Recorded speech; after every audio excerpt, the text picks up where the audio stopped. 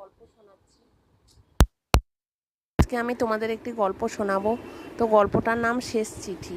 ঠিক আছে? তো একটি মেন রুনা ক্যারেক্টার। তো রুনার বয়স তখন 12। রুনা মায়ের হাত ধরে প্রথমে স্কুলে গেছিল। প্রতিদিন মা তাকে স্কুলে পৌঁছে দিত, ছুটির পরে গেটের বাইরে অপেক্ষা করত। মা ছিল রুনার পৃথিবী। কিন্তু সময় থেমে থাকে না। মা হঠাৎ ক্যান্সারে অসুস্থ হয়ে পড়ে। চিকিৎসা চলছিল, কিন্তু দিনে দিনে তার শরীর শেষ হয়ে যাচ্ছিল। একদিন হাসপাতালে বিছানায় শুয়ে তার মা তাকে বলল, আমি যখন বাবু থাকবো না, তখন তোর কী হবে? তুই একা একা নিজেকে সামলাতে পারবি? কে তোকে দেখবে? কে তোকে ভাত মেখে খাওয়াবে? কে তো স্কুলের বাইরে দাঁড়িয়ে থাকবে? কে তোকে বেড়াতে নিয়ে যাবে? তখন রুনা চোখ দিয়ে জল পড়তো টিপ টিপ করে। রুনা তখন কিছু উত্তর দিতে পারতো না। তখন শুধু মায়ের দিকে সে ফ্যাল ফ্যাল করে তাকিয়ে থাকতো। একদিন হঠাৎ তার মা এই পৃথিবী ছেড়ে চিরতরে চলে গেলেন। কিন্তু রুনা তার মায়ের জন্য অনেক কষ্ট পেল। আস্তে আস্তে সে নিজেকে সামলাতে চেষ্টা করলো, নিজের বদল আনলো, চেঞ্জ আনলো। তো আস্তে আস্তে সে পড়াশোনায় খুব ভালো হলো।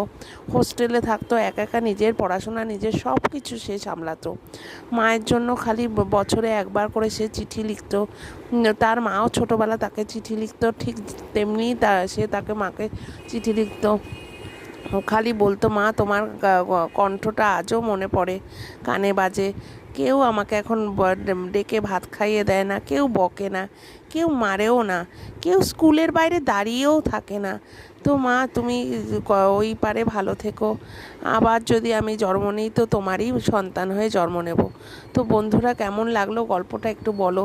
তোমরা যদি এরকম গল্প চাও তো চ্যানেলটা আরও সাবস্ক্রাইব করো।